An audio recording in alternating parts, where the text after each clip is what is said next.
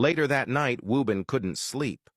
His thoughts kept circling around Kim's father, wondering if he was making any progress in uncovering the truth, that his wife and stepdaughter were behind Kim's murder.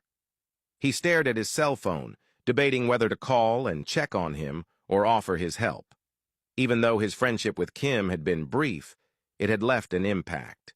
Yet, just as quickly, he snapped out of the thought, reminding himself of Sonjin's advice to stay out of it. This time, he had to take a step back. His focus needed to be on returning to the office, managing his turbulent relationship with Yuna, and preserving what was left of his mental health. As his mind drifted to Yuna, he instinctively reached for his phone, tempted to call or send her a message, but he held back. He cared about her, there was no denying that, but he disliked how she constantly brought stress into his life. This time, he decided to give her space, hoping the distance would allow both of them to reflect and gain clarity. Out of curiosity or perhaps concern, he checked her social media. What he saw left a bitter taste in his mouth. She had posted a string of stories from a club, visibly drunk, surrounded by men, and dressed in a way that made it clear she was seeking attention. It was obvious she wanted him to see it. But Woobin chose not to react. She was an adult. She knew exactly what she was doing. Still, lying there in the dark, he couldn't shake the unease growing inside him. As much as he tried to let her be, the thought of her vulnerable in that state gnawed at him. Anything could happen, and he couldn't sit by and do nothing.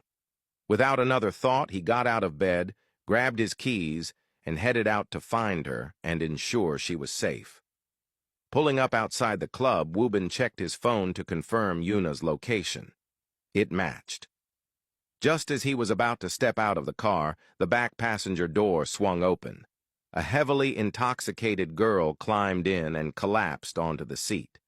Caught off guard, Woobin stared at her, confused.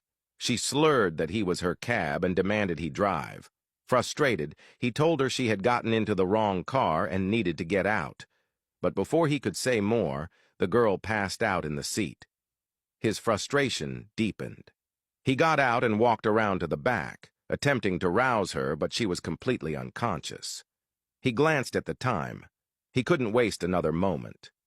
Yuna was somewhere inside, possibly in danger. With no other option, he decided to leave the girl in the car for the time being and deal with her later.